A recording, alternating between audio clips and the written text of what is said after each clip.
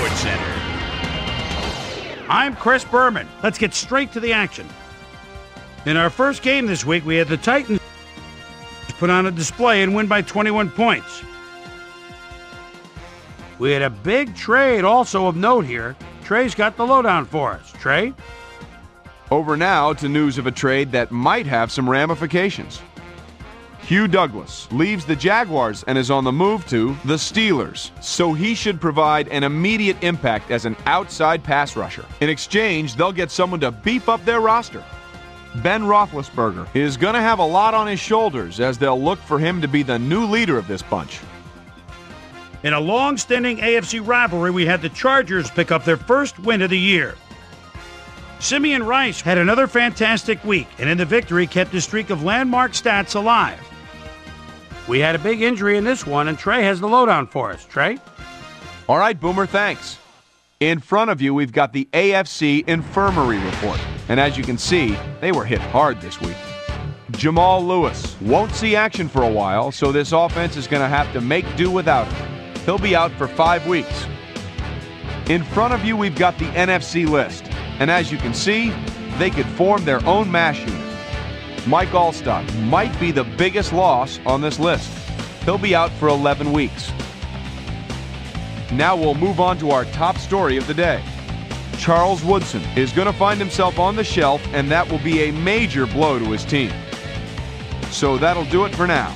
Boomer, back to you. Well-dressed Amani Toomer had an unbelievable day catching the ball and helped his Giants beat the Browns.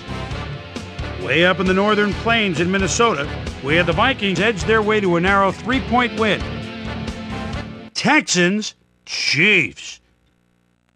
Sammy Parker is set to get the kick at his own 15. Juggles just a moment. Jumps outside, gets a block downfield by the midfield stripe, and you know he's got jets. He could go all the way 85 yards. The Chiefs win this one by the final score of a bunch to 34.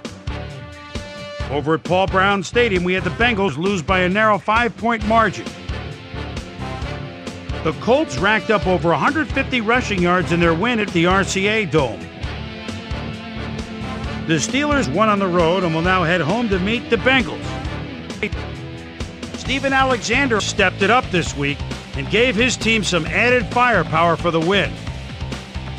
In a long-standing NFC rivalry, we had the Redskins pick up their 3rd win of the season.